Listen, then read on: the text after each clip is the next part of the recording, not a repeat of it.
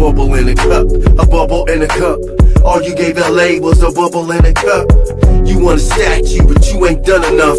All you gave LA was a bubble in a cup, bubble in a cup, bubble and a cup. All you gave LA was a bubble in a cup. Demand respect, but won't give none up. All you gave LA was a bubble in a cup. Bum. Fucking clown. King of the flop, yeah, he do it a lot. A king ain't a king if his crown ain't righteous. You the GOAT on a team with the worst plus minus. Spineless, cause every time you lose, you run. But when you win, it's handshakes, giggles, and hugs. Ain't no coach's job safe around you if a teammate outshines or rebounds you. Knife to the back, boy, you about to be traded. You don't believe me? Ask Anthony Davidson. I don't give a damn about your all-time scoring or the stats you pass. You never be Jordan. Get his number off your back, LeBron, you're not worthy. The worst Laker to ever wear the jersey. LeGM might be worth his weight in money. The only thing clutch about you is your company. A bubble in a cup, a bubble in a cup. All you gave LA was a bubble in a cup. You want a statue, but you ain't done enough. All you gave LA was a bubble in a cup, a bubble and a cup, a bubble and a cup. All you gave LA was a bubble and a cup. Kobe told you they don't hang them fake banners up. All you gave LA was a bubble and a cup, you bum. Fucking clown. King of the flop, yeah, he do it a lot. Fanboys copied the song, it was soft as hell. But I made this beat and wrote it all myself. Yeah, they just like you, always needing some help. A lot, but Jordan wins with what he's got. He never cried, helped me to the refs for favors. Believed he couldn't win, became a ring chaser. Disrespected the game, I thought he was above it. Made a team draft a son they never really wanted. Called himself the GOAT, he respected other eras. But you don't, you won't appreciate the elders. You said we was lucky to get more LeBron, but you was wrong. We can't wait till your ass is gone. You narcissistic. Low management, ducking Giannis fake injury statistic. You never could've pulled this with Dr. Bus. He would've traded your ass, your bubble in your cup. A bubble in a cup, a bubble in a cup. All you gave LA was a bubble in a cup. You want a statue, but you ain't done enough. All you gave LA was a bubble in a cup, bubble in a cup, bubble and a cup. All you gave LA was a bubble in a cup. Demand respect, but won't give none up. All you gave LA was a bubble in a cup, bubble in a cup, bubble in a cup. All you gave LA was a bubble in a cup. Kobe told you they don't hang fake banners up. All you gave LA was a bubble in a cup, bubble in a cup, bubble and a cup. All you gave LA was a bubble in a cup. All-Star Weekend still waiting on your dunk. All you gave LA was a bubble in a cup, you bum.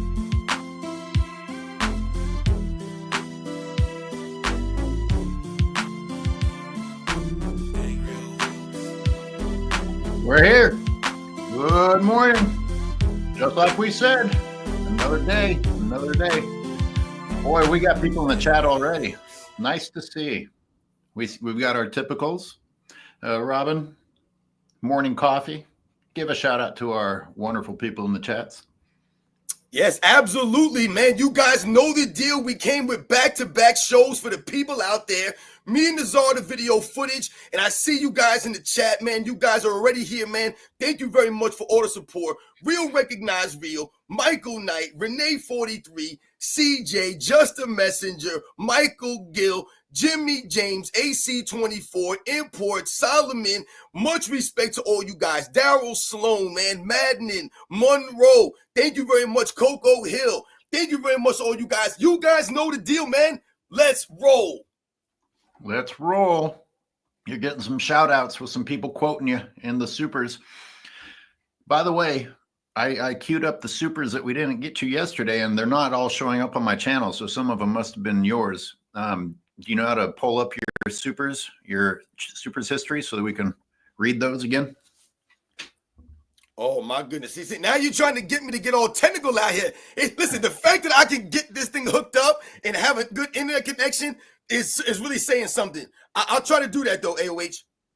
All right. Coco Hulk with the super says, this is for educational purposes, and let's roll. I'm assuming that's for you, Robin. Yo, shout out to Coco Hope. Thank you very much. A true supporter of our channels, of the live streams. Shout out to Rap God Reloaded, Diane Edwards. Thank you very much for everybody. Eric P. We see you guys coming through early, man. We can hit you guys with a back-to-back Wednesday rant. And salute to all of my members. You guys are awesome. And I'll read my supers that we didn't get to from yesterday real quick.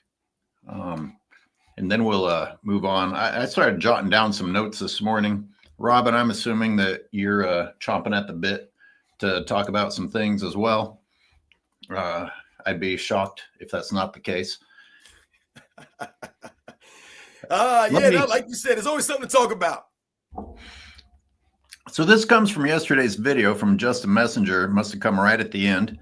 And he said, Barkley, with a quote, "I don't know anything about Angola, but they in trouble tonight." Classic line from Chuck before a 68-point win. I'm not sure what context that is, but it is always a good quote. Also from Justin Messenger, where would you guys like to see Dame or Russ land? We'll circle back to that. And the rest of them, I guess, were yours. We already read the other ones, talking about LeBron's elite defense from none of the above. We read Vicente's. So we'll go back and try and figure out everybody else. All right. Well, I did hear some talk about the Bucks waiving Damian Lillard. And, the Nuggets waived Russ Westbrook? Did they? I don't know. I didn't know that. Yeah, that's new. I didn't know that. Well, I don't care where Damian Lillard lands. That's how I feel. That's how I feel about Damian Lillard personally. Worst all-star MVP ever. Not that he's a bad player, but what an embarrassing all-star game. Yeah, I mean, listen, the whole Damian Lillard thing, I mean, and let's not forget, he's coming off the injury also. So Damian Lillard right now, he's in a bad scenario because, he wasn't really having much of an impact in Milwaukee alongside Giannis. I mean, when they talk about LeBron James not having help, I mean, my God, Giannis, you talk about not having help. These guys ain't trying to help this dude. I think Lillard wants to be in Miami. Oh, is he still trying to get there? Dame to my Warriors. No. No. Don't do it. Who's got information for us on Russ? Yeah, for real. I thought I saw it in the chat. Who that burns. Russell Westbrook, the Bucks, I hope. Russ to Milwaukee. Oh, interesting. What do you think about that? I mean, it's just a rumor, but what was that? They think that Russ is on his way to Milwaukee. Oh, I mean, listen, right now, I feel like there's a lot of movement going on. Like I said, we've seen the Denver Nuggets involved in several moves already. I think they got Valanciunas.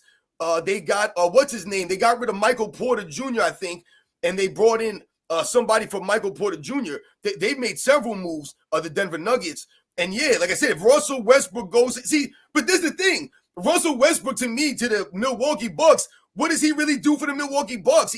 He doesn't really do anything for the Milwaukee Bucks to me.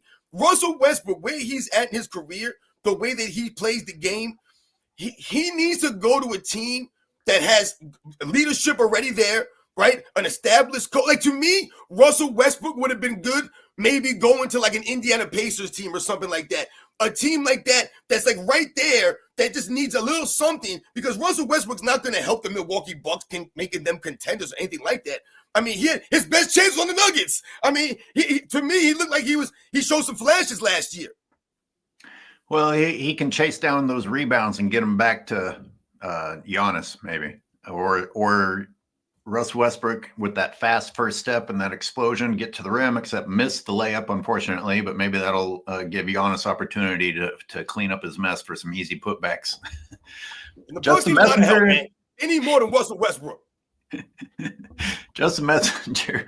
Kobe said we don't hang fake banners up. Yeah, it's a good line from that song that we played at the beginning. L Explicit. L Explicit is the artist responsible for that song. Thank you, Just a Messenger. And I saw in the chat somebody talking about KD being on Mind the Game. Yep, pretty gross, pretty disgusting. And boy, that's the thing with today's players, Robin. We don't actually have expectations for them. I can't say that I'm surprised to see it. I mean, kind of gave up on. I think the Bucks. I go back to the Bucks. Like the move to get Turner, to me, that was a great move for the Milwaukee Bucks. I don't know how the Pacers, allowed the Milwaukee Bucks to get Miles Turner from them. That to me, that's a big loss for the Pacers. Yeah. Although Turner was maybe the least, I don't know. I feel like I saw a couple of good plays from Turner during the finals, but it seemed like everything else was revolving around the rest of the Pacers team. But maybe I'm wrong.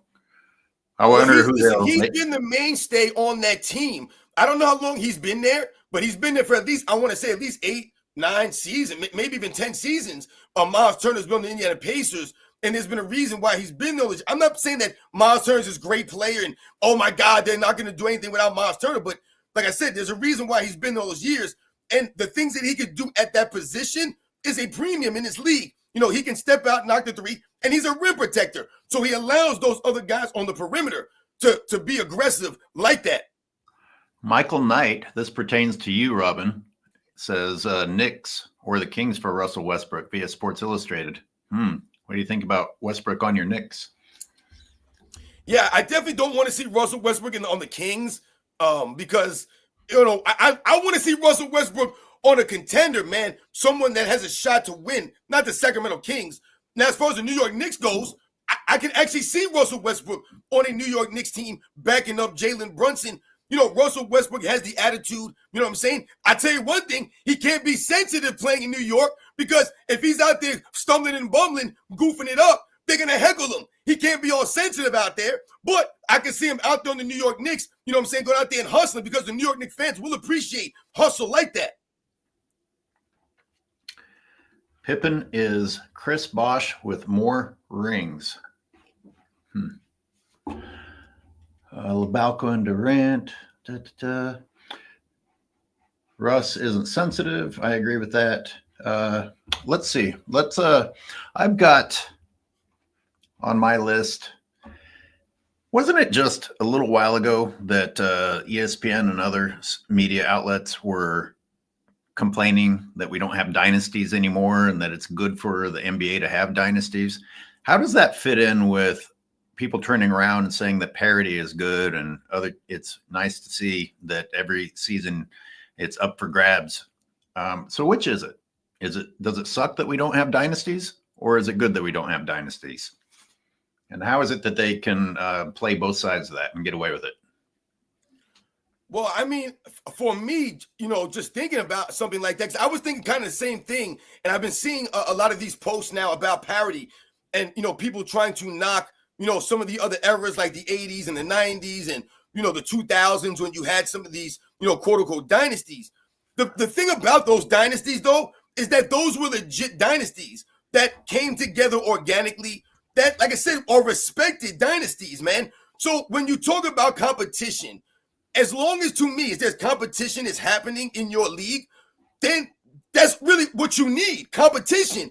When we think about the 80s, for example, a lot of times people will say that, it was top heavy in the 80s. And yes, rightfully so. We can make a claim that the 80s Eastern Conference, man, was stacked crazy with a lot of, really great teams compared to the Western Conference. But the NBA overall as a whole was top heavy with most of the teams, well, most of the championships being dominated by several teams, right? A couple of teams, the Lakers, the Celtics, the Sixers, right? These were like the most competitive teams that were winning during that time. But when you think about the NBA finals, the championships, these guys that were competing for those titles, those were some of the most competitive finals that you have in the history of the game. You see the competitiveness of these guys, the grit, the heart that these guys were playing with, the effort that they gave, the physicality of the game. So these dynasties that you saw, they earned those championships, and those dynasties were respected. And once again, the league was still competitive. When we think about the 90s and people talk about the watered downness of the league, it doesn't add up. When you think about the 90s having the most 60-win teams in the history of the game, and it's not necessarily they had a bunch of 60-win teams because they were beating up on crap teams. I did the video and I did the research. When you look at the numbers from Eastern Conference versus Western Conference in the 90s, guys, the Eastern Conference ended up with 3 more wins in head-to-head matchups versus the West. That's what you call balance. This is what you call being parity. But why did not more teams win championships in the 90s? Because Michael Jordan, guys, because of the greatness of one individual player raising his level of play when it mattered most. There were a lot of great teams that we can say could have won, would have won, should have won, but they didn't because of the greatness of Michael Jordan, man. Yeah, I just read that one Pippen and Bosh comment randomly, and it blew up our chat. I got to ask, Robin, I'm going to put you on the spot. For you, Bosh or Pippen? All time? Just you're selecting a teammate. I'm taking Scottie Pippen over Chris Bosh all time. Who's more of an offensive threat? I think that Chris Bosh definitely has a better score. I would say shooting the ball wise, I would say Chris Bosh. Scottie Pippen wasn't known for it. Listen, man. Listen, everybody. We talk about Scottie Pippen here, but all we're doing is giving context and we're putting Scottie Pippen's career in perspective. All right. Now, when I talk about, when we talk about Scottie Pippen, the one thing that we have to think about in a Chris Bosh conversation or debate that Chris Bosh didn't have the advantage of versus Scottie Pippen was when Chris Bosh came in, he had to be the main guy in Toronto. So he had to be the guy to lead that team. He had to be the franchise guy. Like Scottie Pippen didn't ever have to be that. Chris Bosh had to lead the Toronto Raptors to the playoffs, like I said, and be the leader. Scottie Pippen didn't have, that. Scottie Pippen had Michael Jordan to help him. Chris Bosh didn't have Michael Jordan, man. Yeah, which makes this entire conversation unfair, especially when you talk about all time, because we never got to see what Bosh could have been all time. Bosh got relegated to, a nobody, according to revisionist history, even though he was a franchise player in Toronto before going to Miami. So who knows what Bosh could have ended up accomplishing if he'd maintained some independence and not been in the shadow of LeBron blame for the rest of his career. So, yeah, I don't know. I don't think it's a very good conversation now that I think about it like that. You know what I mean? I mean, listen, once again, Scottie Pippen's a very good rebounder at that position. Scottie Pippen was an excellent offensive rebounder at the small forward position. If you look at him historically and what he could do rebounding Scottie Pippen, he's a very good rebounder, man. Also, like I said, the overall playmaking ability of Scottie Pippen can't be denied versus a Chris Bosh. However, I've given Chris Bosh, and I've said this, the things that something like a Chris Bosh could do, and we talked about this with the Horace Grant comparisons, he was able to adjust and adapt his game to help LeBron James, right? He had to do that sacrifice. So we must give Chris Bosh a lot of credit for doing that. Would Scottie Pippen been able to adjust and adapt his game to fit around LeBron James? Scottie Pippen was allowed to play a role, because Michael Jordan allowed him. He sacrificed, not Scottie Pippen. So these are all the things that we have to think about in these conversations. And that's why I said a lot of this stuff comes down to, like I said, knowing the perspective behind certain players. Self-researched summed it up pretty well. Pippen got maximized on the Bulls. Bosh got minimized on Miami. How you doing today, Jim? I know, Jim, you're cranking out videos left and right. Yep. You want to call in here later this morning and give us I don't know if it's possible. I was going to say a 1-minute version of your most recent video, but I think Jim's going to do his first live tomorrow. I think, if I'm not mistaken, I believe he's going to do his first live. So shout out to Jim. Well, of course, YouTube wouldn't have notified me about that. They won't notify anyone about you or me, but they will keep suggesting Mind the Game to you, right, Robin?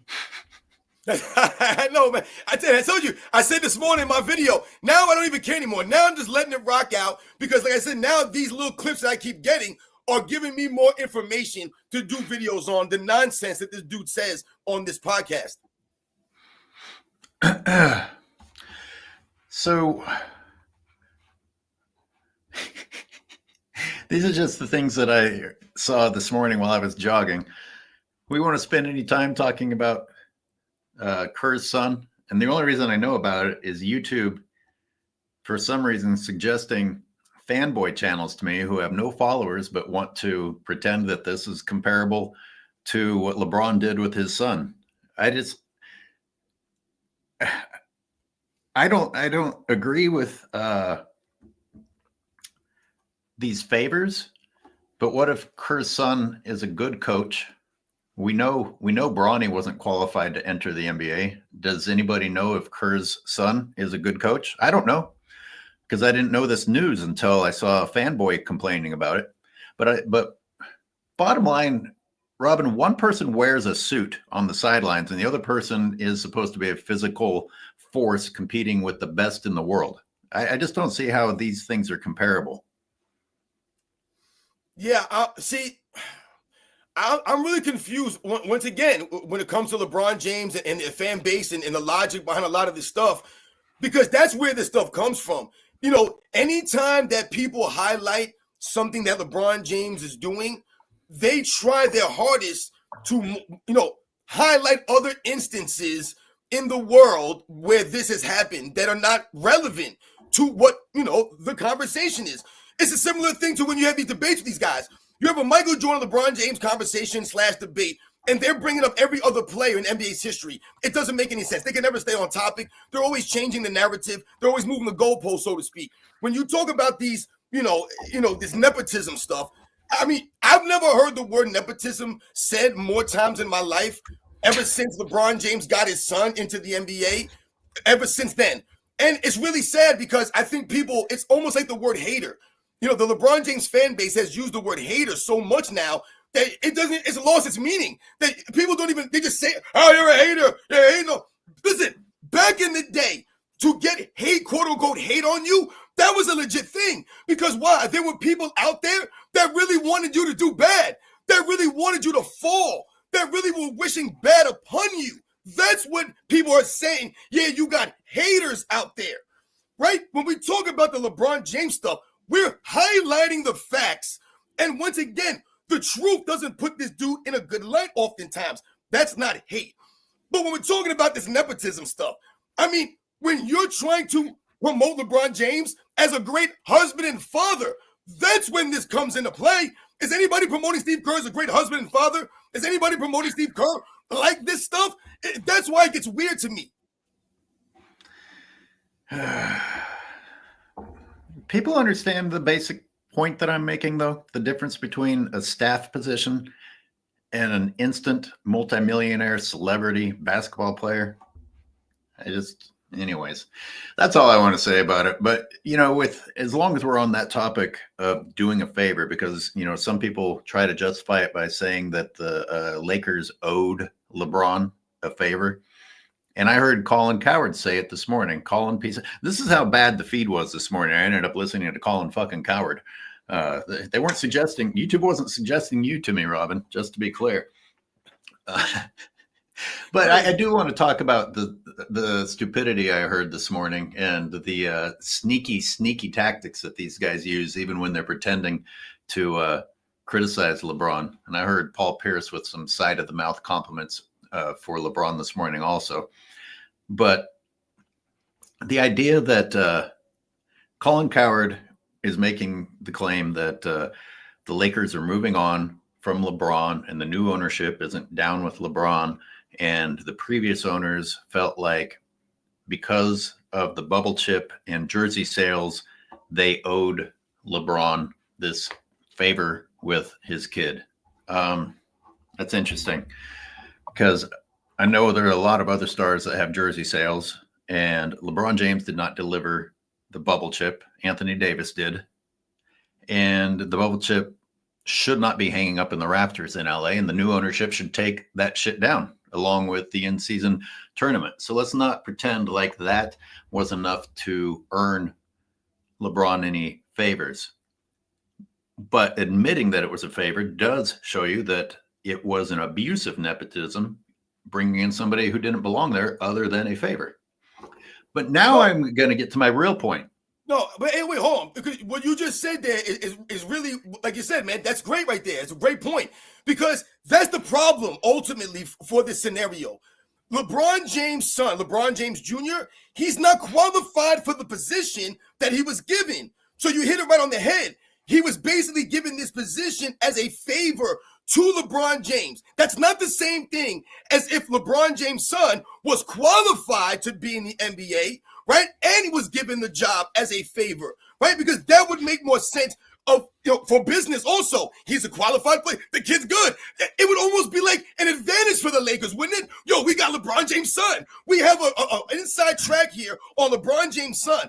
But that's not the reality. The reality was, even though LeBron James sent a tweet out and said that his son was better than half the league while he was watching the league pass, the reality was his son was nowhere close to that.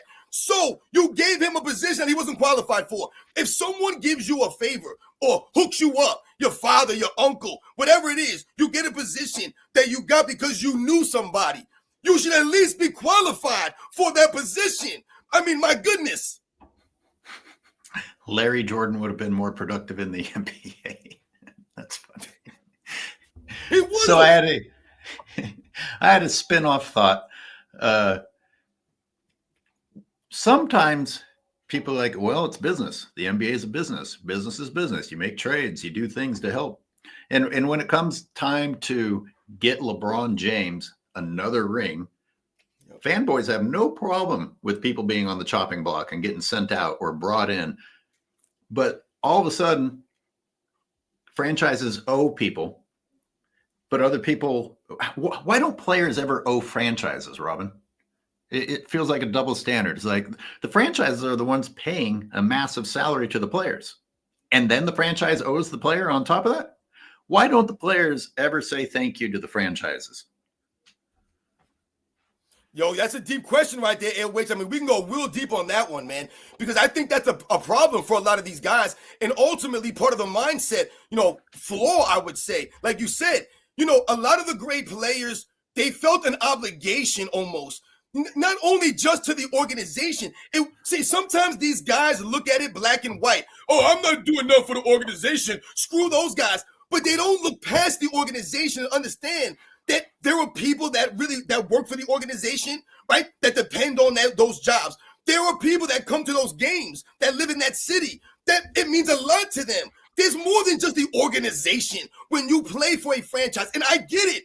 It is a business. I get it. You want to make as much money as possible. But is anyone going to sit there and argue today that the guys today, no matter what you do on the court, no matter how big of a star you are, these guys are not getting enough money? Come on, guys. These guys are getting enough money, man. These guys are nowhere close to being broke. If they go broke, it's because they invested poorly. It has nothing to do with they weren't compensated enough. So I think we could all stop with, oh, they're just trying to get paid. Stop worrying about they're getting their bag. It's insane. I talk about health and fitness, and it's almost like strength. Sometimes I tell people, it's great to be strong.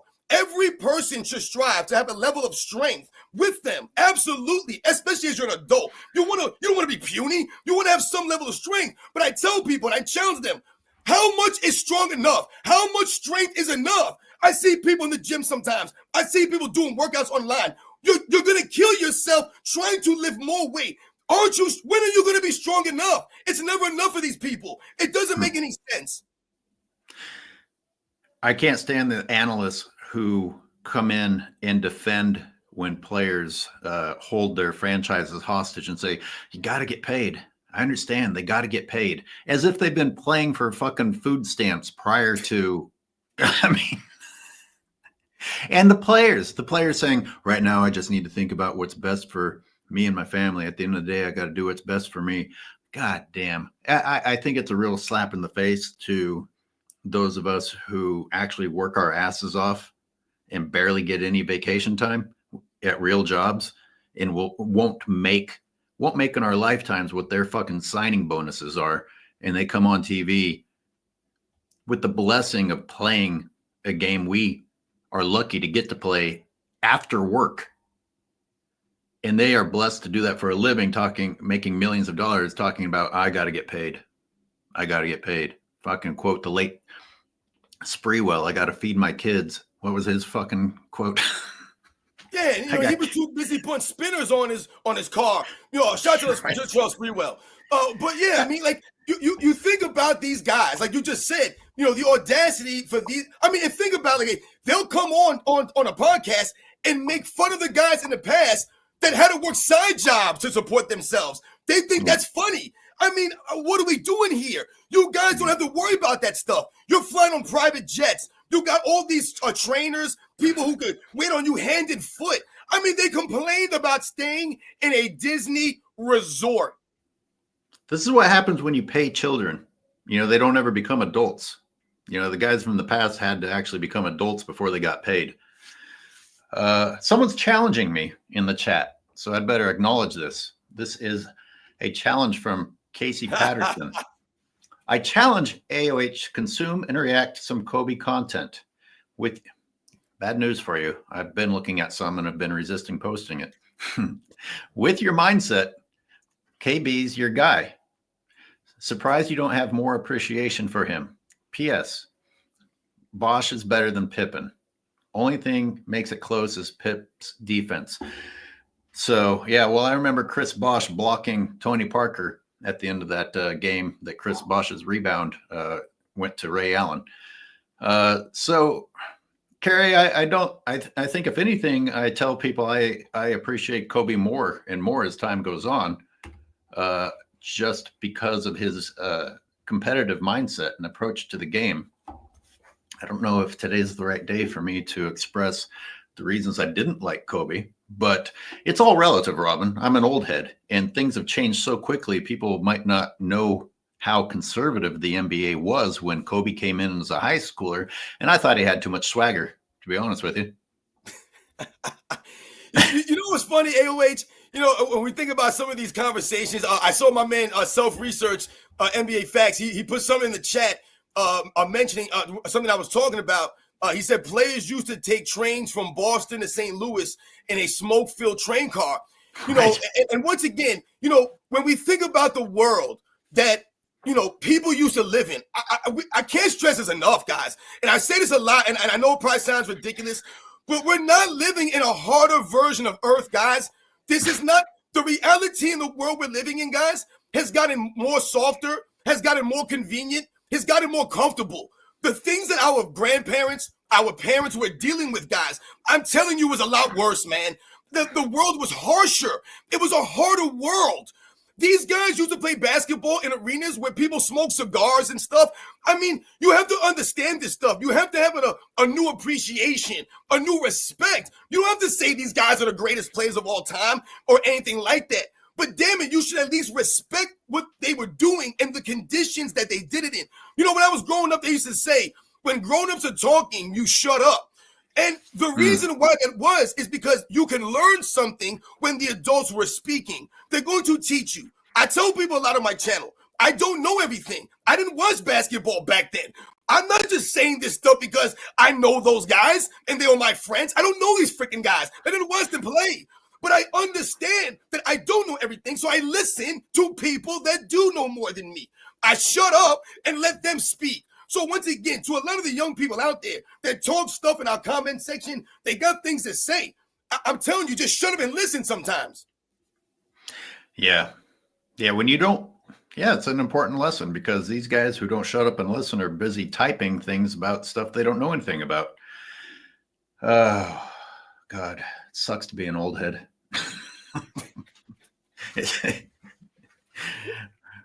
I mean, we have think about it. LH, you used to be in a restaurant and they used to have a smoking section and a non-smoking section. Think about how dumb that sounds now today. That you're telling me that you're sitting 2 feet from me smoking a cigarette, but I'm in the non-smoking section, so I'm good. Come on, man. This is the world that we lived in. We didn't have seatbelts in our cars. There was no beeping sound when you didn't put a seatbelt on. You didn't ride with a seatbelt. Who had seatbelts, man? Are you kidding me? You could die on the monkey bars in the playground. Any moment, guys. This is the world we lived in. You were climbing trees. Do you see kids climbing trees? Kids can't even climb out of bed. That part's true. The world's getting easier and there's a physical representation of that in the patheticness of the human race walking around. A lot of specimens that should have never survived, but that's probably too harsh for this show.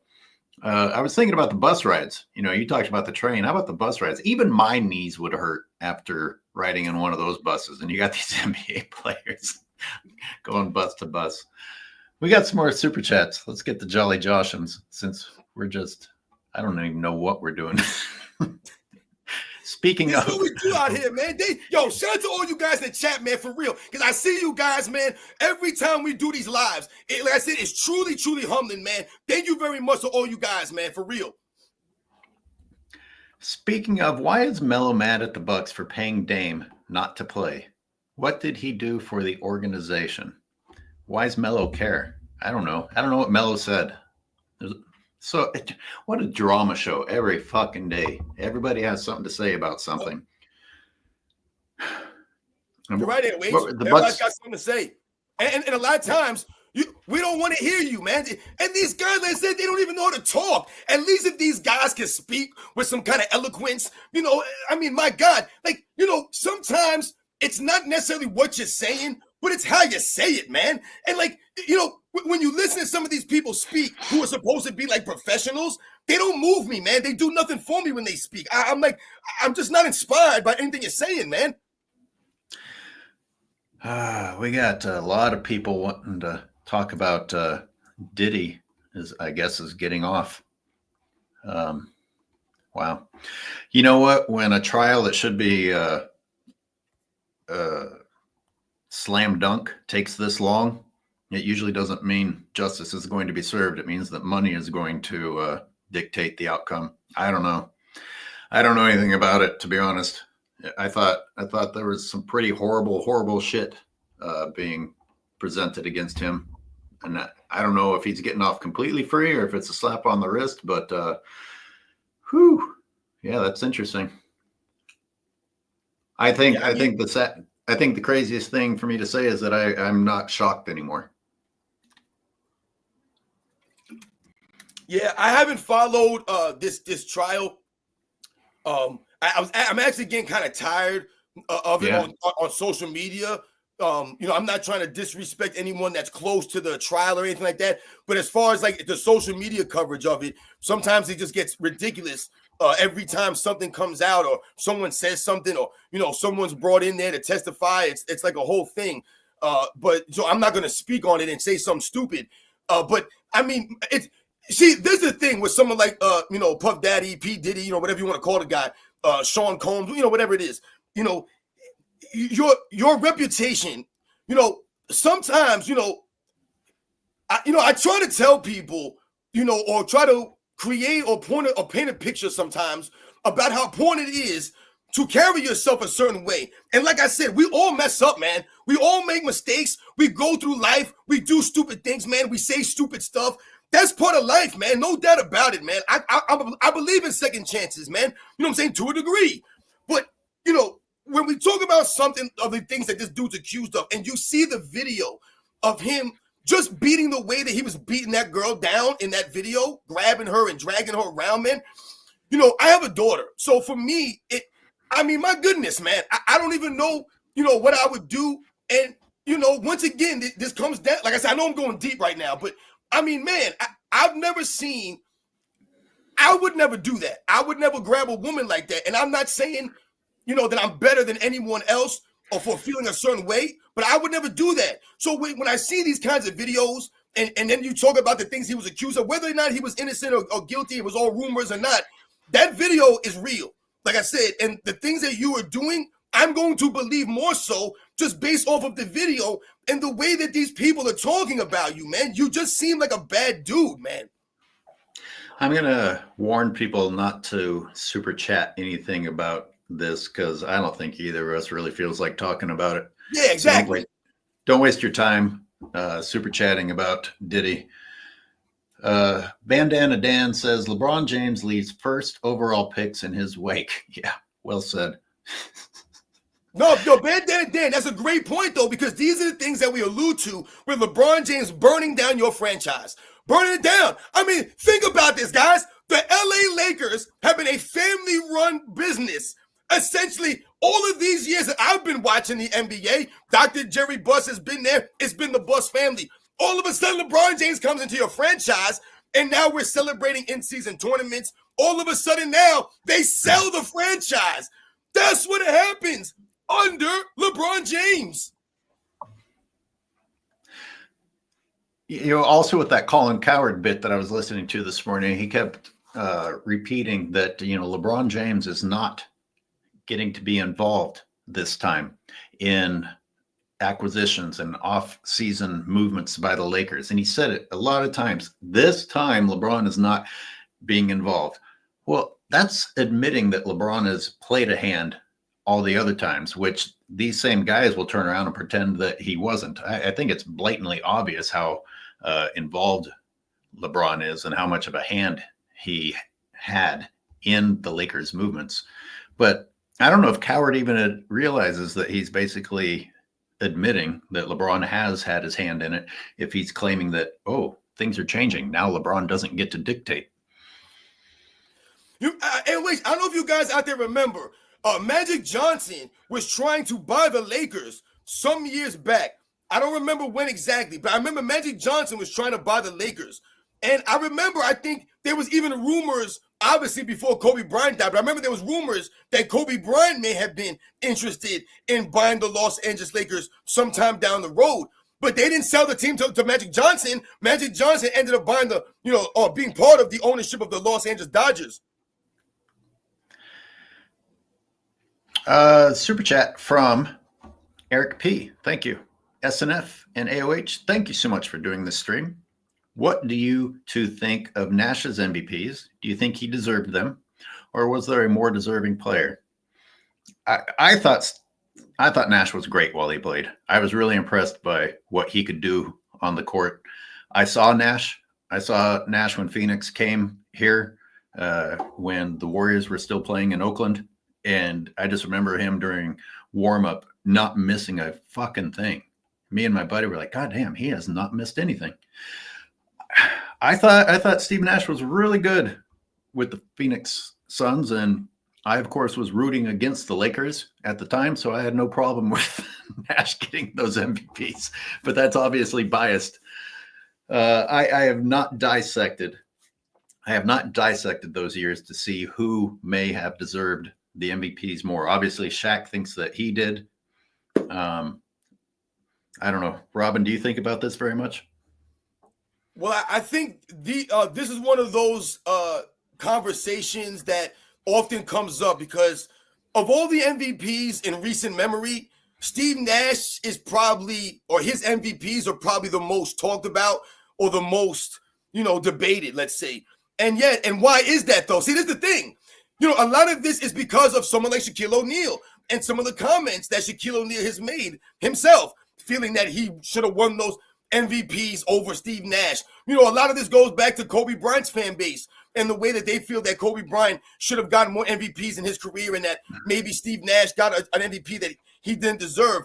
You guys remember when Steve Nash was the coach of the Brooklyn Nets, there was rumors, or I heard that Kyrie Irving supposedly disrespected Steve Nash at one of these team parties, talking about how he should give back his MVPs to Kobe and, this and that. So, when we talk about Steve Nash, I think it's important that we understand, man, Steve Nash was nasty, man.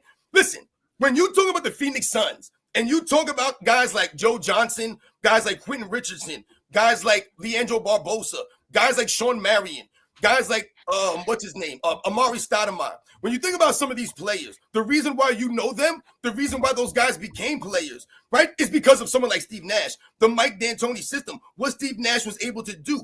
Let's not also forget that Steve Nash was essentially a hip check away, getting hip checked into the score table and breaking his nose by Robert Horry, away from possibly getting to an NBA Finals, man. If they get past that San Antonio Spurs team that season, man, to me, they probably win the championship. Remember, that's 2007, the same year the Spurs won the championship. And remember, Amari Stoudemire was suspended because of the altercation due to Robert Horry's actions. There's no excuse for Steve Nash. But Steve Nash, man, was an excellent point guard. And I feel like when they talk about his MVPs, I believe he absolutely deserved them. There could be multiple players deserving of an MVP award, but I believe Steve Nash's game was definitely like that. I recently rewatched that hip check because it must be LeBron fanboys trying to defend LeBron, saying that Nash flopped on that. I was like, Jesus, Steve Nash instantly changed directions in the air and went flying the other way. So that game today, Robert Horry would have been arrested. They would have put him down the ground. They would have came out and handcuffed him if he would have did that in today's game.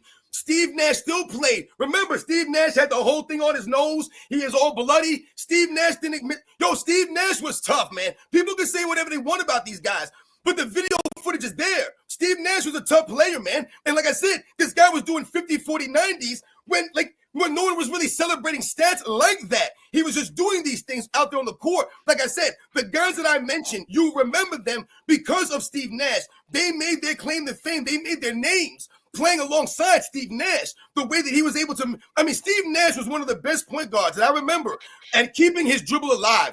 The man never stopped dribbling. He would dribble through your paint and come back around like 3 times, man, in a possession. He would just be dribbling. He would never put the damn ball up, this freaking guy. And he had guys looking all over the damn place. This is true. This is true.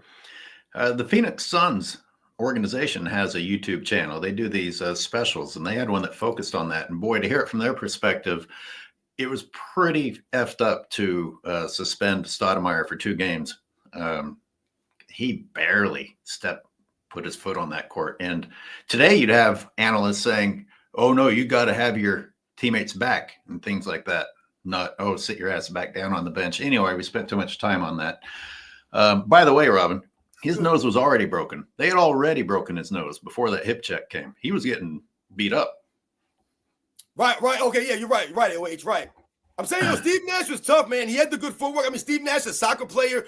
Like I said, much respect to Steve Nash, man. Like I said, for going out there and playing the game. And like I said, he was out there competing against some of the great point guards. So, at that time, the Tony Parkers, the Jason Kidds, the John Stocktons, the Gary Paynes, those guys were still in the league when Steve Nash was playing, man.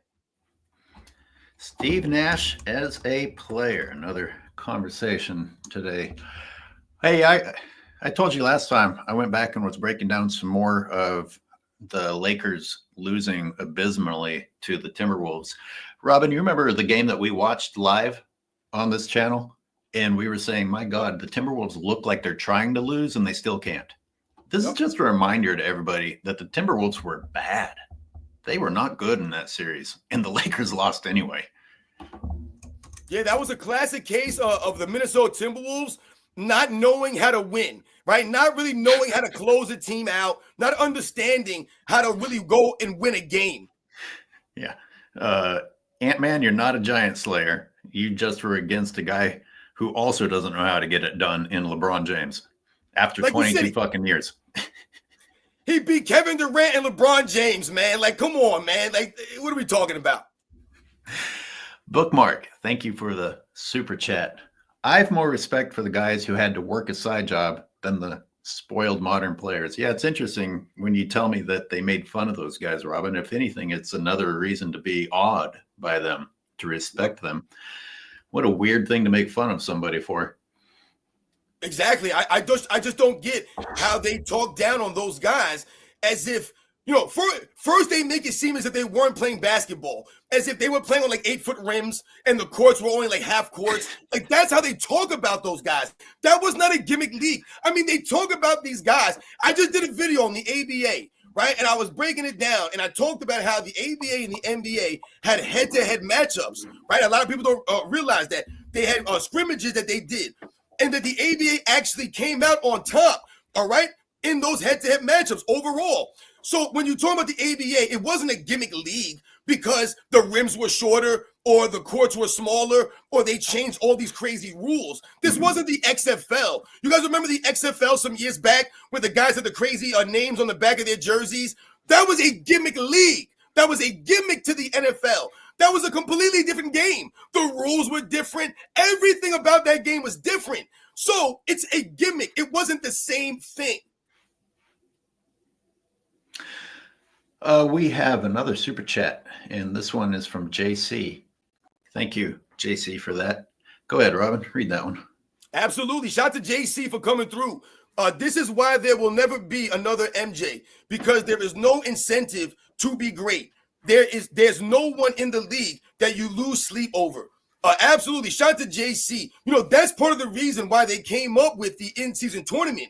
Because remember, they were saying how a lot of these guys were lollygagging in the beginning of the season. They were load managing coming into the year. They weren't coming in great shape. A lot of the great players, right? They were lollygagging. So they wanted to make the early part of the season more competitive by throwing the in-season tournament involved. Think about how these guys came with the play-in tournament. The play-in tournament started because of the lack of competition in the Eastern Conference all of those years when LeBron James was dominating and everyone was getting upset because there were really good teams in the West that were not making the playoffs, but you had some crap teams in the East every year making the playoffs, right? That's called lack of competition, guys. Not only is there lack of incentive to be great, there's an incentive to complain and make excuses, because it's not just that they'll give you a microphone and let you make excuses. They will now pay you to go on a show or have your own show that you can monetize and explain away why you weren't great. But hey, shit, they're getting $50 million a year to not be great, and another God knows how much to go and tell everyone their excuse story. So inspiring. How fucking inspiring. Oh man. Strong men create good times. Good times create weak men. Weak men create hard times. Old head and proud. That is from the real Siberius. Pretty good timing. Yep. Pretty good timing with that one. Real Siberius. I mean, that's Appreciate so true. You know, it really is. You know, these are things that we're always touching on a lot of this stuff, man. We try to always give you guys perspective, and it's important to have perspective. And like I said, you don't have to grow up during those times to understand and have some perspective on these times. I didn't grow up in the damn Depression, but I understand that, damn it, man, I wouldn't want to have lived through this stuff. I didn't live through the caveman eras and all this stuff, man. I didn't have to worry about saber-toothed tigers and woolly mammoths. I didn't have to worry about any of this stuff, man. I mean, my God, you can get a common cold back in a day and be dead. I mean, you're get a splinter on your finger and that could kill you. This is the conditions that people were living in back in the day. Warring tribes. I mean, my goodness, what are we trying to say here? It's insane that people act as if today, if you lose your Wi-Fi, people freak out. I freaked out the other day. Hey, Daryl, thank you for the super sticker. And Leo says, if MJ hadn't retired, would he have won 8 straight championships? I think he would definitely have had at least 7. Your thoughts? I have a side topic on that. If his record, if he ended up getting 7 or 8, but also lost one along the way, and now no one can say he's a perfect 6-0, does that matter? Because I think I said this on another show. MJ's career is so close to perfection that we start thinking silly things or quoting things that should be impossible, like going 6-0 in the finals. But what if he hadn't gone 6-0 in the finals? Would that matter? What if he'd gone 7-1? What if he'd gone 8-2? Which one sounds better, Robin, to you? 8-2 or 6-0? I think absolutely 6-0 is the ultimate. And let's be clear here. This is not like if Tim Duncan would have been 6-0 if Ray Allen doesn't hit that shot, and Tim Duncan has a 6-0 finals record because Tim Duncan wasn't the finals MVP in all those NBA finals. It's not the same thing. What Michael Jordan did being the finals MVP convincingly in all those finals. The one thing I'll say about Leo Zakari, and shout out to Leo Zakari, I hope I'm saying your name right, for asking this question. The one thing that I think about whenever people bring this hypothetical up, you know, the what if scenario from Michael, he could have won 8 straight, maybe he could have won 7 and, maybe won 4 in a row and then lost in 95, whatever. The thing I think is this: why do we feel that way? Why do we say, Michael Jordan could have been 8-0, right? We feel that way because of Michael Jordan's reputation, like I just mentioned, to raise his level of play when it mattered most. Like Michael Jordan said to Kobe Bryant, figure it out. Michael Jordan seemed, like you've heard many of his teammates say, he seemed to have figured it out. B.J. Armstrong said it best. He said Michael Jordan figured out how to win. He said we were all there to play the game, but Michael Jordan was there to win. So he figured that out. That's why once he won, he never not kept winning. So I think that we can come to a, educated guess, let's say, and say, yeah, I think Michael Jordan would have went undefeated, not because he had no competition, not because the Houston Rockets weren't great or this team wasn't great. In a hypothetical scenario, who's to say the Rockets even make it to the finals in this hypothetical? But the thing about it is Michael Jordan earned a reputation where I'll give him the benefit of the doubt, and I'm not betting against him. So I'm going to assume he's going to figure it out and find a way to raise his level of play yet again. Jimmy James says, back in my day at restaurants, you had to wear your mask when you walked to the bathroom, but could take it off when you got back to your table. Back in your day, are you talking about COVID? Was back in your day, or what mask is he talking about? I have no idea. Jimmy James. Sorry, Jimmy, I'm lost. Maybe that's what he means or whatever. But like I said, it's just interesting when you think about, what we thought or how we viewed, just think about like people used to be able to just let their dogs run amok. Dogs could just do whatever. My goodness, I remember when we first moved out of the city and I was walking down to the bus stop my first day. I had never grown up around houses in a neighborhood when people had dogs. And all of a sudden, man, I'm running for my life because the dogs are out. So, when you think about these kinds of things, now you got to have your dog on a chain, a leash, all these kinds of things, a muzzle on, all this stuff, or they'll come and shoot your dog on the street. Yeah. See, I don't think we have actually gone in the right direction on that way. I think because dogs are basically now prisoners of their owners, and their owners are most likely lazy, which forces the dog to have a lazy life. I would prefer human beings learn how to live with dogs, because dogs don't want to kill you. I understand that having a dog can be intimidating if you don't understand how to be around a dog. But listen, they can't be in everyone's homes and mankind's best friend and also be an animal that can't wait to kill you when it sees you on the sidewalk. That's just not reality, man. People just have to learn not to be afraid of dogs. I'm sorry. I spent a lot of time on this topic. I hang out with fucking coyotes and shit, much as well as dogs. There's not a dog that scares me. No, but you're right, man. It's just, like I said, it's just different. The main point that we always make is that, listen, life was harder back then. That's why when people talk about, we are actually more thankful, I believe, as we've gotten older. I'm thankful to have grown up. And this has nothing to do with Michael Jordan basketball.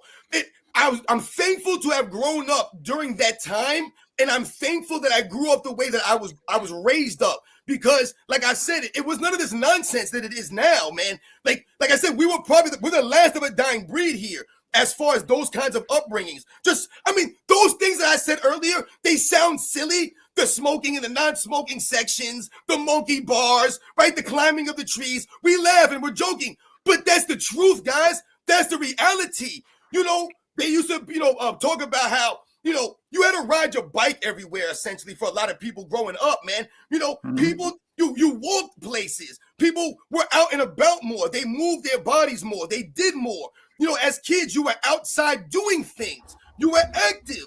So once again, we experienced different things. You fell down more. You got hurt more. You could deal with more. The scrapes, the bruises, none of this stuff affected you to the degree that you see children now. God forbid you had a monkey bar set out there and a kid got hurt. The family would be waiting to sue at the first chance they got. That's all people are worried about now. Hey, can I get a quick buck now? Can I do this? Like I said, it's sad. This might be one of the most old head things I'll say. I get angry seeing kids go by on electric bikes, because even bicycling now, we found a way for them not to exercise. Look, I think electric bikes are probably fun as hell, the scooters, all that shit. But you got a bunch of asshole kids going by about 50 miles an hour on the sidewalk now who are fat as shit. Fucking exercise and get off the sidewalk driving the speed of a car, you motherfuckers, especially when you're the size of the width of the sidewalk. God damn it. Go fucking burn some calories. I mean, listen, it's just the truth, man. Like I said, you appreciate a lot of that stuff. Robin, and I didn't get home until after dark. You know why? Because first we played football, and then we went to your buddy's house and played basketball afterward. And my parents couldn't get hold of me. They didn't give a shit either. I'm not offended by that, but that's just the way it was. You had to go and find somebody's landline if you wanted to check in.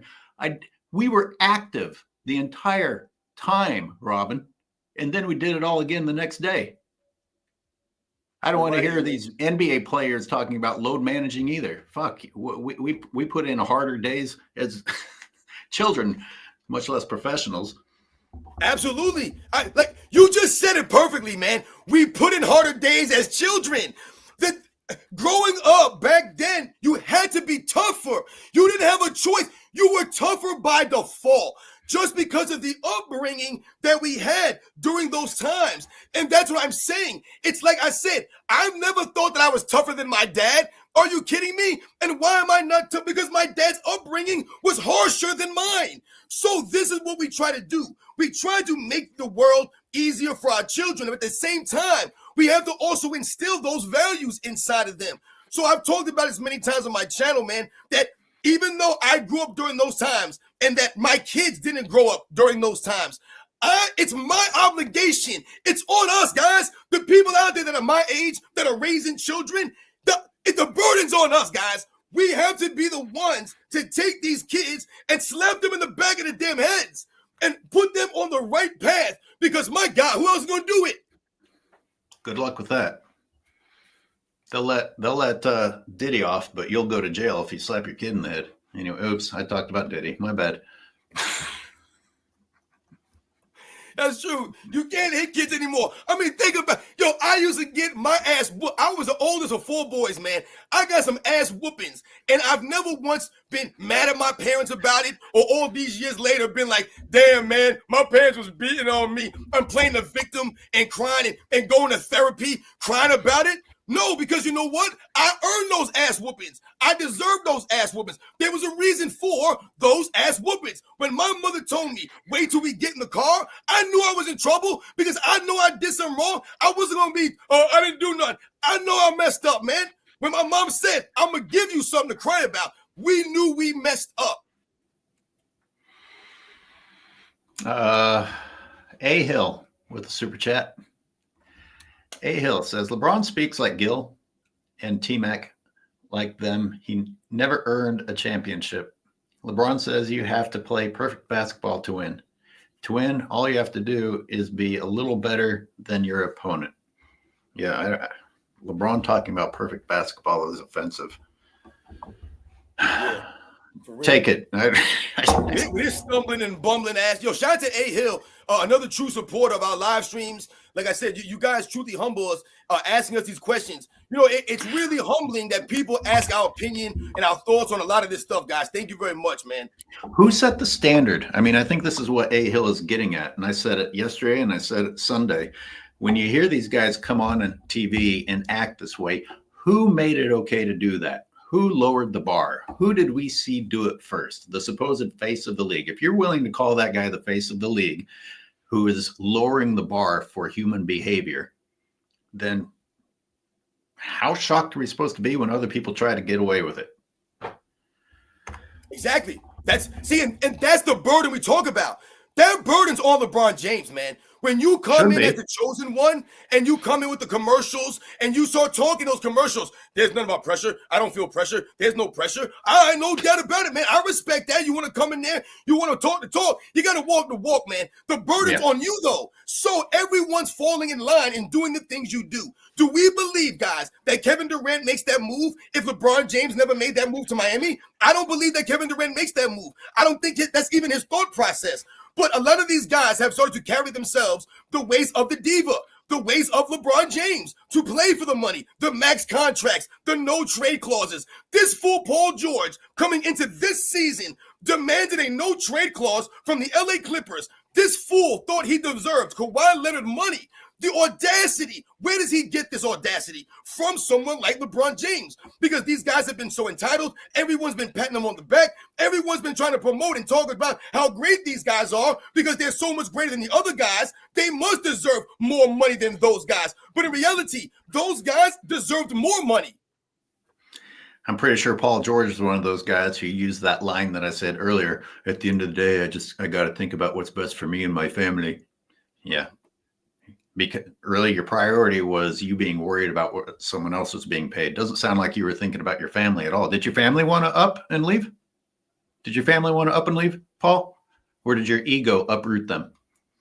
And what he played, 30 games this year? How many games did Paul George play this year?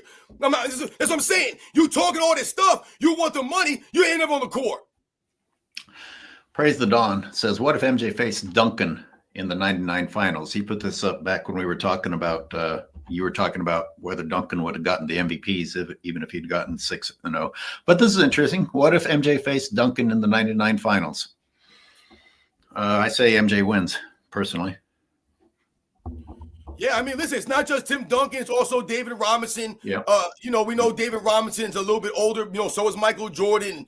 I mean, see, when we do the hypotheticals, there's a lot of things that, we have to take into account. Who's on the team? Does everyone come back? Everything intact? Like I said, I'll never bet against Michael Jordan. I would always pick Michael Jordan in these scenarios. To me, when we talk about, all-time great teams, and you're like, the 96 Bulls versus the 86 Celtics, or this team versus that team. To me, the X factor is always going to be Michael Jordan to me, because he's proven in those moments to raise his level of play. Once he hit that level, that was it. He just figured it out, man. And to me, I'm not betting against that guy. As crazy as Jordan's regular season numbers were, he found a way for his numbers to actually go even higher in the playoffs. LeBron James is the opposite. LeBron James is the opposite. Exactly. The Incorruptible says, I miss Robin and Scap yelling at each other. I don't know if I do.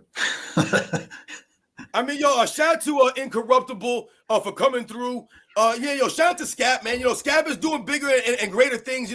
He's a big-time YouTuber, Scap Attack, man. He's too big to come yell with a little, sports and fitness rants channel. Maybe he'll come back to the Sunday shows. But shout out to Scap, man. Like I said, he's out there doing his thing. He's doing shows now with suits on. I mean, he's big time. McZuck. If you're that easily impressed, I'm coming back with a suit on.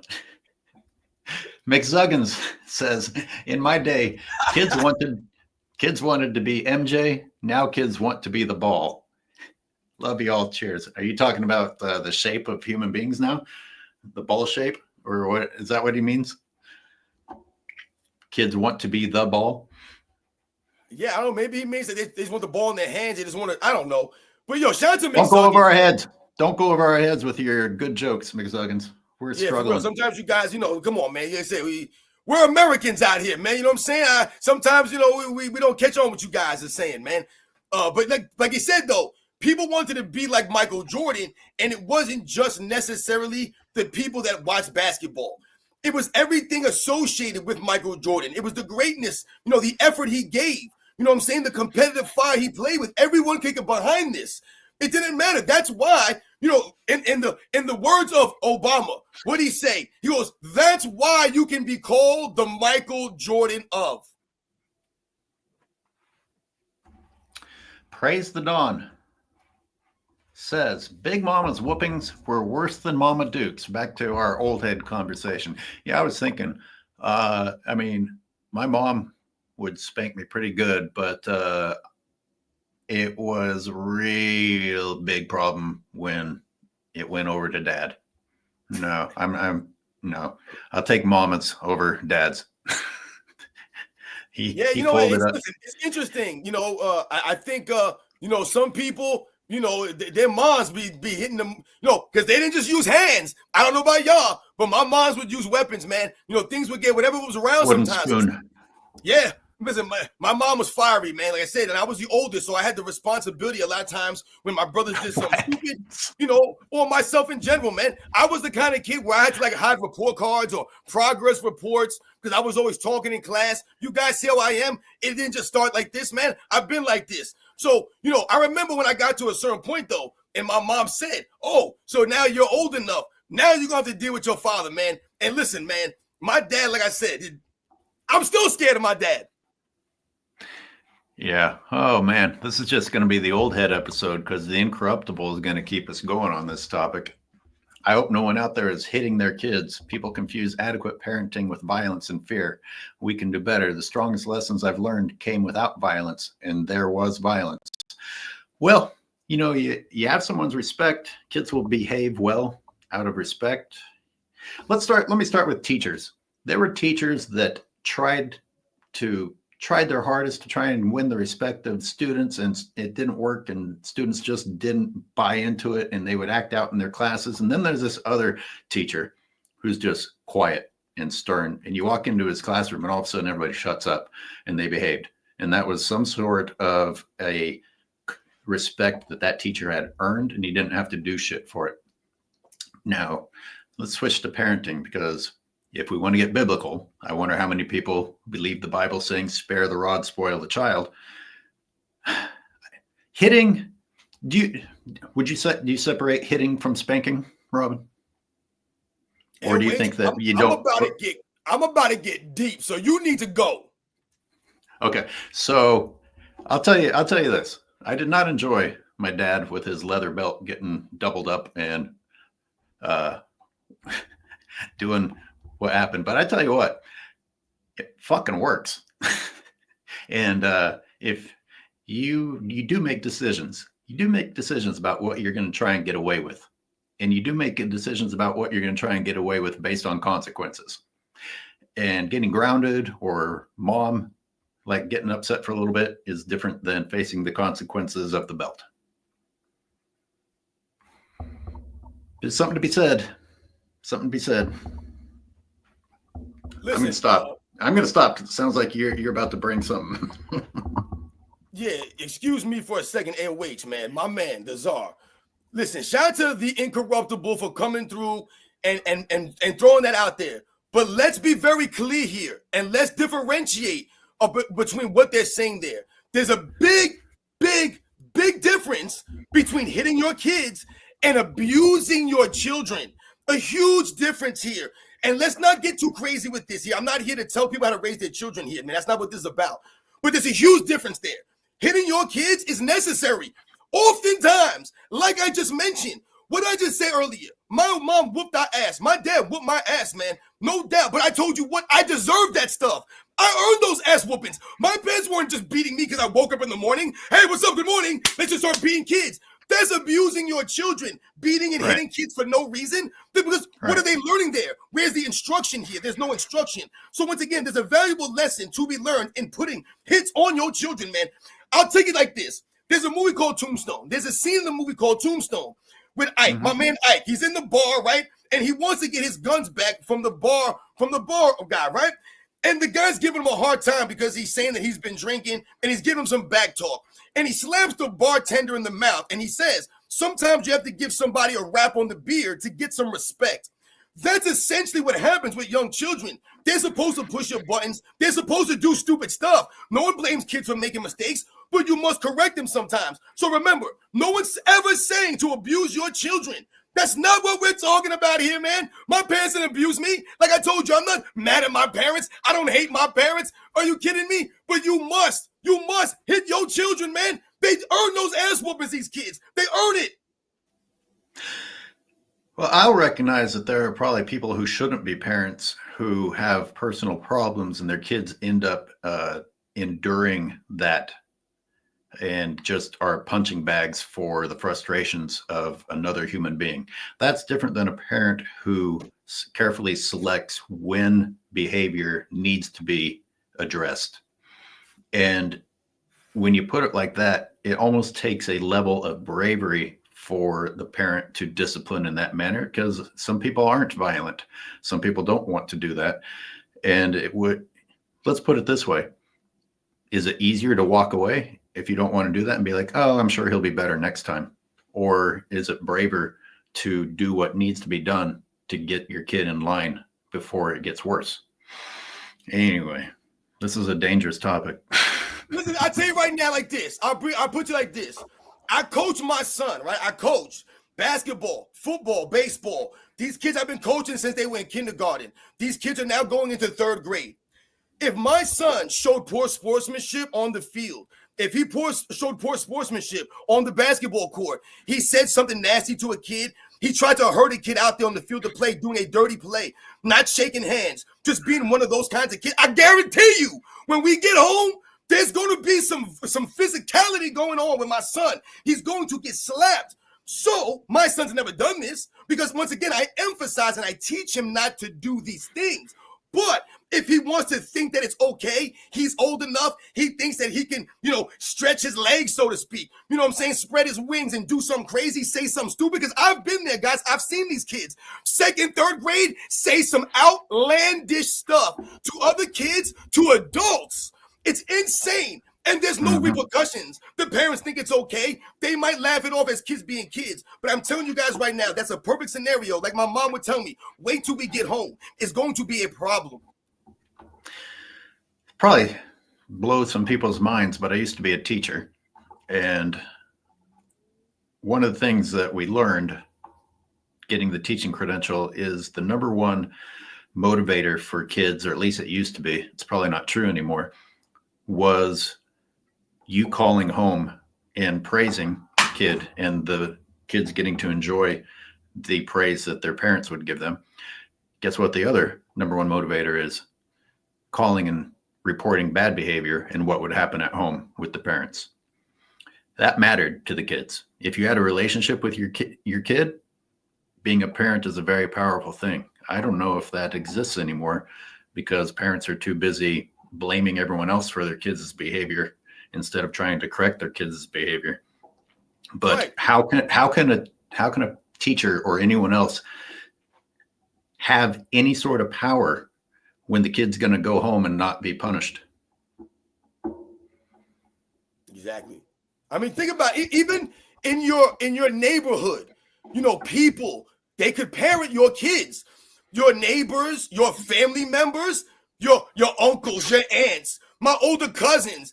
If you were doing something stupid, if they would whoop you, man, they'd beat you, they'd let you know. It didn't matter. That's how you make your society better. That's the problem with society now. People don't even seem to give a damn. And they allow people to just do nonsense now. Sometimes you'll see people just litter. They just throw garbage on the ground. Sometimes I want to grab those individuals and I want to grab their trash and I want to put their face in it. I don't do that. But these are the kinds of things that piss me off in the world. Like, what are you doing in society? Sometimes you see people spit in places and you're like, what are we doing here? Just spitting on the floor. I remember I was in the gym one time and a guy just spit right there on the ground, right next to me in the gym. I looked at the dude and I said, are you serious, man? What are we doing here? So these kinds of things, I'll give you an example. I don't know if people remember this. There was a time back in like the 90s, I want to say, where there were some Americans that went to Singapore, some kids. And they did some stupid American kid stuff over there, right? And in Singapore, if you guys don't know, they don't play no games out there, man. They, once again, have discipline. They have rules and regulations they enforce. And they caned these kids. They hit them with sticks. They beat them with sticks. It was a big deal because they were Americans. And they were children, man. And they hit these kids with sticks. So once again, you're talking about how you're raised and the things that you're going to learn, the values you're going to hold to yourself. How are you going to learn these things? Because someone's just telling you to do it? Come on, man. You brought up something that's tempting to be a whole nother topic and made me think adults are representing the problem with no consequences. The adults are basically the kids now. You see adults behaving in ways that are worse than what kids behaved like when you and I were growing up. And again, because there's no consequences and we're in an excuse society. Oh, well, I was in a super hurry That's why I had to throw my litter on the ground. I was in a super hurry. That's why I had to run the stop sign and kill somebody. Everybody has an excuse and there aren't enough consequences. I'm going to force us off of this. We can circle back to it. Maybe we'll do an old head segment each day, but we've been going on forever. Oh, the real Siberius says, what are you going to do? Bring us back to basketball? I was born the year of the merger, 1976. Life was hard. Play was tough, and men were men. The softness of this era makes me sad. Yeah, I'm older than you, but appreciate that we're in the same range. Dude, when I'm looking at people and saying, damn, shit's soft, that's scary because guess what? I was soft compared to the generation before me, big time. Yeah. All right, so he didn't bring us back to basketball. Let's keep going. Adding to Jordan's thoughts. Okay, someone is bringing us back to basketball. The Incorruptible. To add to the Jordan thoughts, after sitting on his ass for 3 years, he was still doing work in 01. He would have won everything he missed. Boy, that's an interesting one because your body does change. I think about, okay, so the second retirement, he didn't do a sport. But, in The Last Dance, his trainer talks about his body changing because he played baseball. And I think about how my body has changed because I jog a lot because it's harder to play team sports. And now my body just wants to jog all the time. It actually feels harder for me to break into a sprint now because my muscles are just like, oh, no, we're used to doing this shit. So I actually appreciate that more than ever before. Your muscles do change. Your body does change according to what you're training it to do. You know that quite well, right? Shout out to the Incorruptible again for staying with us, even though we went off into the weeds there before.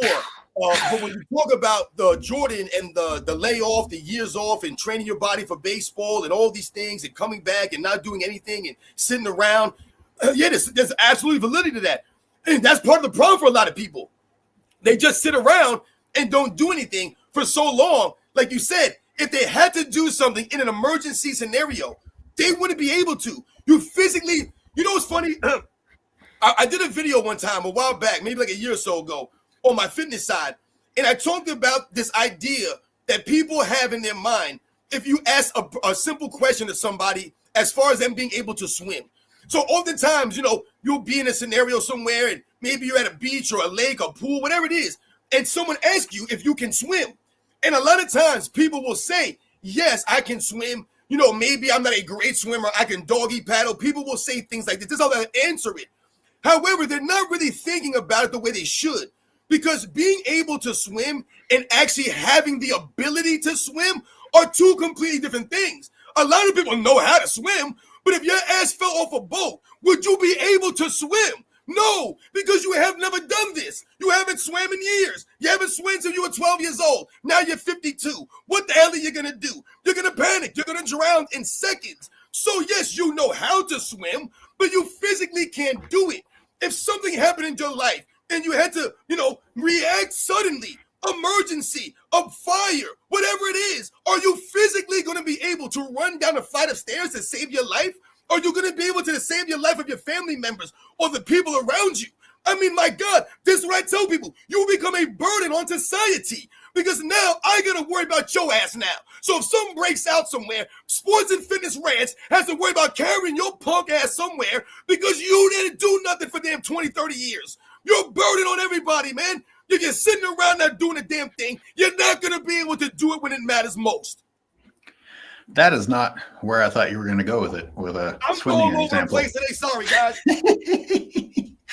JC says, my first high school practice, the coach said, if you're not ready to fight, you're not ready to play. Testosterone levels must be at all-time lows now. Yeah.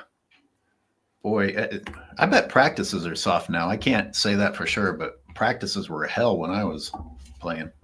I mean, think, AOH, you brought up schooling.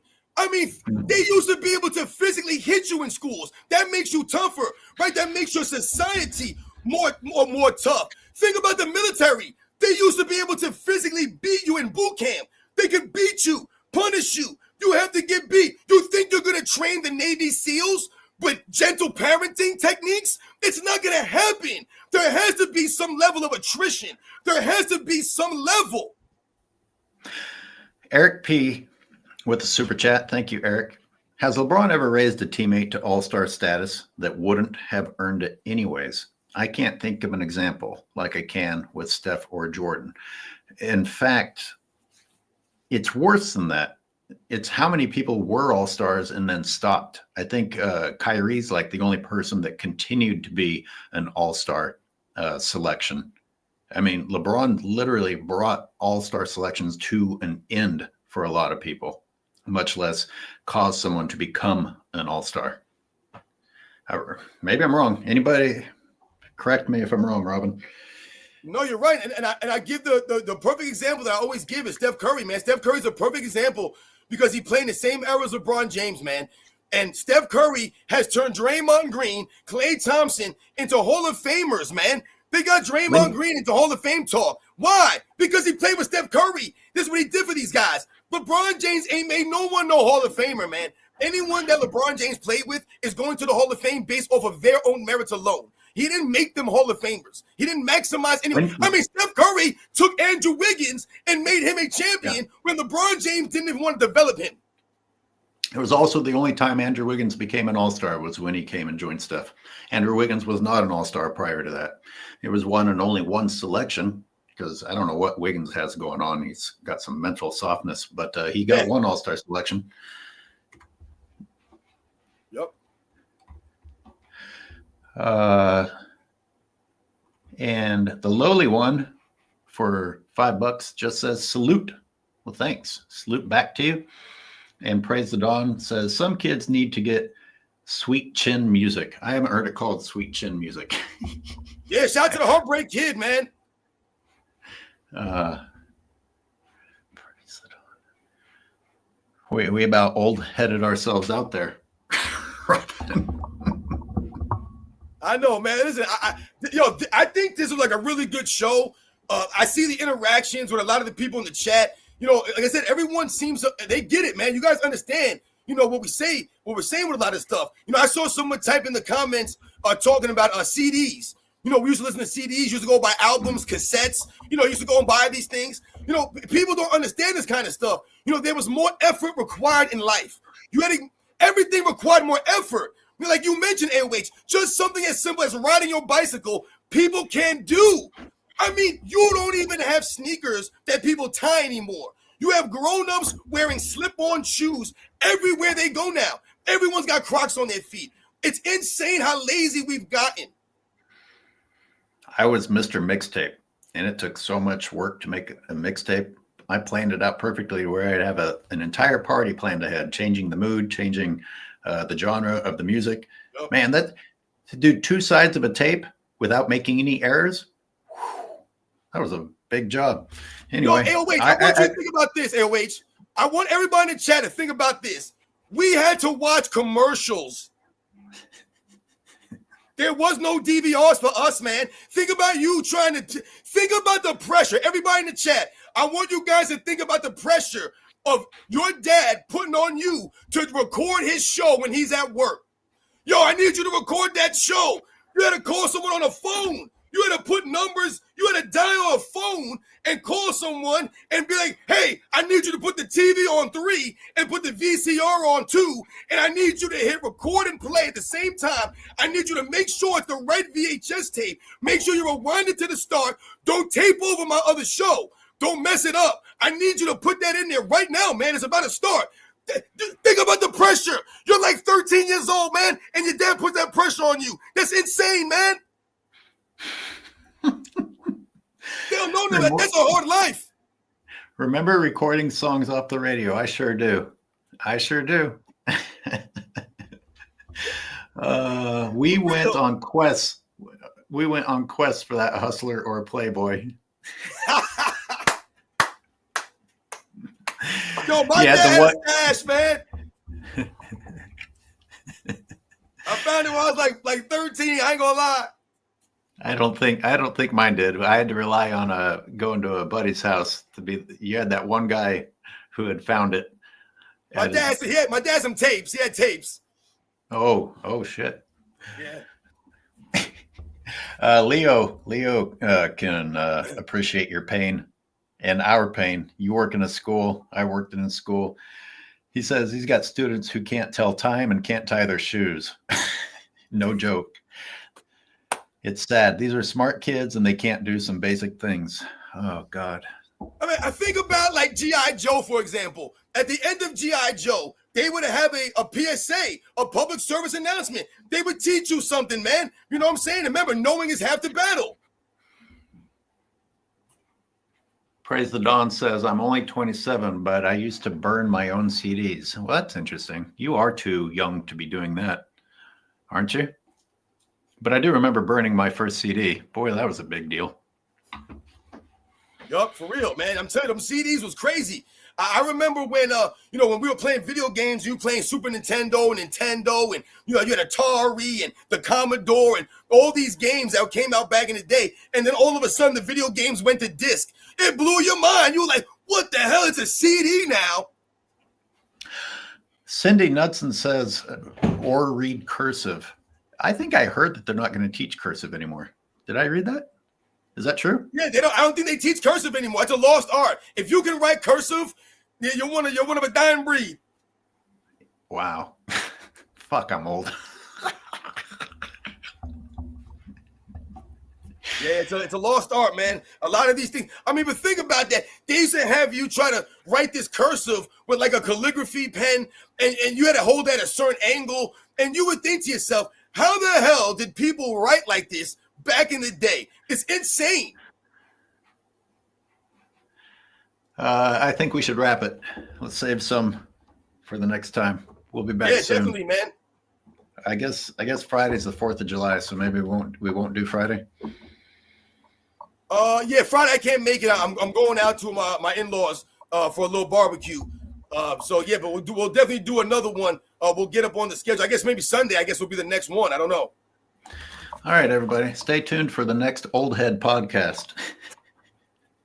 For real, thank you to all you guys, man. We're gonna go uphill both ways now, wherever we're going next.